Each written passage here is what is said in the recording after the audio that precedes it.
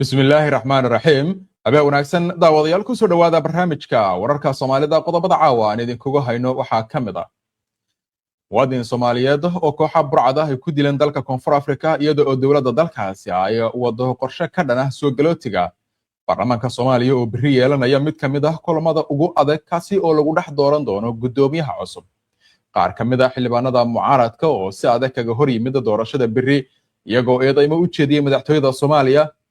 madaxweynaha Puntland oo wada hadallo siyaasadeed la yeeshay odayaasha gobolka Mudug maalmo kadib markii maamulku weerar uu ku dhardhaaray lana wareegay xiradii ciidamada PSF ee gobolka wada hadalladan waxay imaanayaan xilli xiisado ay ka jiraan deegaanada gobolka bari ee Puntland iyo maamulka gobolka Banaadir oo maanta shaaciyay natiijada imtixaanka dugsiga dhexe kaasi oo kaalmo hore ay ka galeen gabdho daayira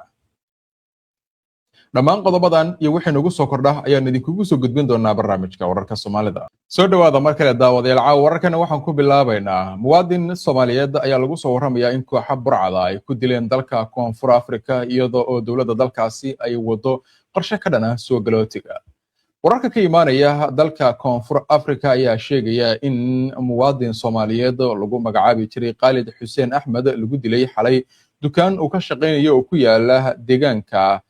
qayleedsha ee magaalada Cape Town ila madax banaan ayaa sheegaya in kooxa burcada ay weerareen dukaanka iyaga oo qofka dilayay ama muwaadinka dilaya oo iskaga soo dhigay qof macaamiil ah gudahana uu galay goobta kadibna uu toogtay muwaadinka kamerada CCTV-ga ee ku xirnay dukaanka ayaa duubtay muuqaalka dhacdada sida weerarka u dhacay deegaanka weerarka uu ka dhacay ayaa kamid ah goobaha ay Soomaalidu ay ganacsiyada ay ku leeyihiin waxaana horay uga dhacay falal amni darro iyo weeraro loo geystay muwaadiniin Soomaaliyeed oo halkaas ganacsi ku lahaa ama ka shaqeysanayay dilkan wuxuu ku soo aadaya xilli walaac laga muujinayo xaaladda amni ee muhaajiriinta ku nool Koonfur Afrika iyadoo oo Soomaalida dalkaasi ku nool ay marar kala duwan ay la kulmeen dhac weeraro iyo dilal toos ah waxa socda sidoo kale oo dalkaasi ka socda raaf guud oo dalkaasi uu ka wado dadka ee soo galootiga ah ee wadankaasi jooga waxaana 10,000 lagu soo waramaya dalkaasi in laga soo musaafiriyay Koonfur Afrika kuwa oo ka soo kala jeeda wadamo badan oo Afrika ah haatan baarlamaanka Soomaaliya ayaa maalinta birita ah waxa lagu wadaa in uu yeesho mid kamid ah kulamadiisa ugu adag kaasi oo lagu soo dhex dooran doono gudoomiyaha cusub ee hogaamin doona golaha shacabka dhanka kalena qaar kamid ah xildhibaanada mucaaradka ayaa si adag kaga hor yimid iyaguna doorashadaasi biri lagu wada inay dhacdo iyo sidoo kaleba iyagoo eedeymo u jeediyay madaxtooyada Soomaaliya kulanka biri yeelanayaan waa golaha shacabka ee baarlamaanka federaalka Soomaaliya ayaa waxa la tilmaamay inuu yahay mid xasaasi ah oo lagu soo dhex dooran doono gudoomiyaha cusub ee golaha shacabka iyadoo kulanku uu ka dhacayo xaruntiisa Villa Hargeysa doorashadan ayaa ku soo beegmaysa xilli golaha ay ka taagan tahay kana dhex taagan yihiin doodo iyo kala aragti duwanaansho siyaasadeed oo ku saabsan hanaanka doorashada gudoomiyaha ku meel gaarka ah ee golaha shacabka ahna gudoomiyaha koobaad ee gudoomiye ku-xigeenka koobaad ee golaha Sacdiyo Yaasiin Xaaji Samatar ayaa maanta waxay kormeer ku tagtay goobta loo diyaariyay doorashada waxaana ay ku wehelinayay booqashadaasi ku-xigeenka labaad Cabdullaahi Cumar Abshirow iyo gudiga doorashada mas'uuliyiinta halkaasi taagay ayaa waxay hubiyeen diyaar garowga goobta nidaamka codbixinta agabka doorashada iyo habraaca loo diyaariyay xildhibaanada ka qayb galaya Sacdiyo Yaasiin waxa ay ku adkeysatay in doorashadu u dhacdo si hufan cadaalad ah oo xasiloon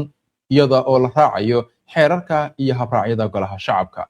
xilka gudoomiyaha golaha shacabka waxa ku tartamaya xildhibaan Cabdulqaadir Cumar Macalin Daada iyo xildhibaan Cabdulqaadir Maxamed Nuur Jaamac iyadoo Jaamac la sheegay inuu taageero ka helayo madaxtooyada Soomaaliya natiijada doorashada birita ayaa la filayaa in ay go'aamiso cidda hogaamin doonta golaha shacabka xilli dalku uu wajahayo marxalado siyaasadeed oo muhiim ay tahay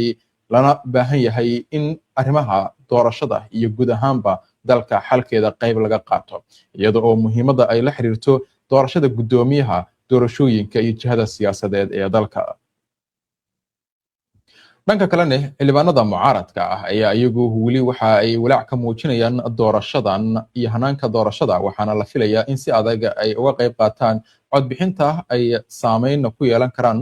natiijada doorashada maadaama kulanka beri ay tegayaan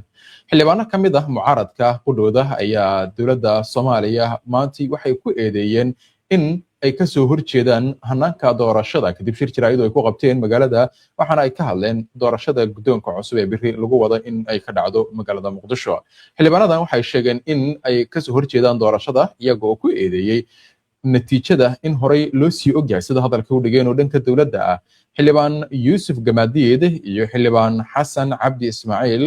oo la hadlay warbaahinta ayaa sheegay in doorashada gudoomiyaha golaha shacabka ay la mid tahay sida hadalka ay u dhigeen doorashooyinkii ka dhacay qaar ka mid ah gobolada dalka isla markaasina musharaxiintii mucaaradka loo diiday in ay tartamaan waxa sidoo kale ay ku eedeeyeen madaxtooyada Soomaaliya inay faragelin ay ku hayso hanaanka doorashada xildhibaanada mucaaradka ayaa sheegay in aysan ka qayb gali doonin doorashada beri iyagoo sheegay qaybtood in aanay doonaynin inay qayb ay ka noqdaan doorasho ay ku tilmaameen mid aan loo sinayn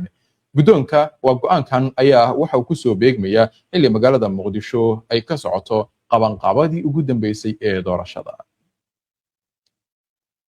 haatan gobolka Mudug madaxweynaha Puntland ayaa waxa uu wada hadallo siyaasadeed oo la yeelanayo odayaasha dhaqanka gobolkaas balma kadib markii maamulkiisu weerar toos ah oo lagu dhardhaaray xiradii ciidamada PSF ee gobolka uu kula wareegay ciidamadii halkaasi joogana oo qaarkood qabtay sidoo kalena gobolka waxa ka jirta waabariye iyo deegaanada Puntland ee maamusho xiisado siyaasadeed oo la xiriira arrimahan madaxweyne Siciid Cabdullaahi Deni ayaa maanta magaalada Gaalkacyo kulan kula yeeshay hogaanada ama nabadoonnada iyo odayaasha dhaqanka ee gobolka Mudug iyadoo oo kulanka diiradda lagu saaray xaaladda guud ee gobolka gaar ahaan amniga xasiloonida iyo arrimaha horumarinta kulanka waxaa looga hadlay si guud amniga guud ee gobolka iyo xasiloonida gobolka Mudug iyadoo oo gobolku uu toddobaadkii hore galay xaalad siyaasadeed oo adag sidoo kale xukuumadda Puntland ayaa waxay sheegtay in gobolka ay ka hirgelin doonto mashaariic horumarineed kuwaasi oo ay ka mid yihiin dhamaystirka jidka isku xira Gaalkacyo iyo Garowe iyo mashaariicda iyo soo saarka magaalada Gaalkacyo oo la sheegay in uu dhawaan bilaabanayo kulanka waxaa ka qayb galay xubno ka tirsan golayaasha Puntland mas'uuliyiin ka tirsan maamulka gobolka Mudug iyo kan Gaalkacyo kulanka waxa uu ku soo aadayaa maalmo kadib markii ciidamada Puntland ay la wareegeen xiradii ciidamada PSF ee magaalada Gaalkacyo kadib dagaal culus oo 5tii bishan Agoosto 2026 ka dhacay waqooyiga magaalada Gaalkacyo Puntland waxa tan iyo markaasi ay dagaal ay kula jirtay amaba ay doonaysay guluf ay kula wareegayso fariisimo badan oo ay ku sugan yihiin ciidamo ay tilmaantay inay ka soo horjeedaan maamulka oo ay ku tilmaantay wasada hadalka ay u dhigtay maleeshiyaad Puntland sidoo kale maalmihii xiga waxay la wareegtay xiradii ciidamada PSF ee magaalada Boosaaso iyo tan magaalada Carmo oo la tilmaamay in ciidamo kale oo maamulka ka soo horjeeda ay deganayeen ugu dambeyntiina maamulka gobolka Banaadir ayaa maanta shaaciyay natiijada imtixaanka dugsiga dhexe ama dugsiyada dhexe ee gobolka kaasi oo kaalmaha hore ay ka galeen gabadha daayira agaasinka waxbarashada maamulka gobolka Banaadir ayaa maanta si rasmi ah wuxuu ugu dhawaaqay natiijada kama dambaysta ahayd ee imtixaanka dugsiga dhexe ee sanad dugsiyeedka 2025-2026 kaasi oo ay u fariisteen 45452 arday oo isugu jiray wiilal iyo gabdho sida lagu sheegay xogta natiijada tirada goobaha imtixaanka ayaa waxa ay ahayd ardada ka qayb gashay waa gabdhaha ka qayb galay waxa ay gaarayeen 20666 halka wiilashu ay ahaayeen 23351 arday agaasinka waxbarashada gobolka waxa uu sheegay in muddo ay socotay sicitaanka imtixaanka iyadoo maanta ugu dambeyntii la soo bandhigay natiijada la shaaciyay ardadu sida kaalmaha hore ay kala galeen oo ay ugu soo kala bixeen iyo tirada ardada ka hartay imtixaanka oo kun ka badan iyo kaalmaha sida ay ugu kala guuleysteen gabdhaha iyo wiilasha waxaa shaaciyay madaxa qaybta imtixaanaadka gobolka Banaadir Cabdirasaaq Aybakar natiijada guud ahaan ardadii imtixaanka ka qayb gashay ee ahaa u fariisatay ee ahaa 45452 waxaa gudbay 44017 arday halka imtixaanka ay ku hareen 1435 arday taas oo ka dhigan in ay imtixaanka ku baaseen 96.8% halka imtixaanka ay ku hareen 3.2% natiijada guud ahaan ardadii imtixaanka ka qayb gashay ee ahaa u fariisatay ee ahaa 45452 waxaa gudbay 44,017 arday halka imtixaanka ay ku hareen 1,435 arday taas oo ka dhigan in ay imtixaanka ku baaseen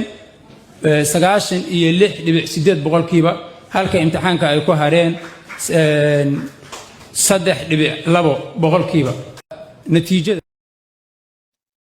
ardada kaalmaha hore galay ayaa la guddoonsiiyey abaalmarino lagu dhiirigelinayo dadaalkooda waxbarashada iyadoo lagu booriyey in ay si laba jibaaraan dadaalkooda maadaama hadda ay u gudbayaan waxbarashada dugsiga sare waayahay daawadayaal qodobkaas ayaa ugu dambeeyay barnaamijkii wararka Soomaalida oo idinkaga imaanayay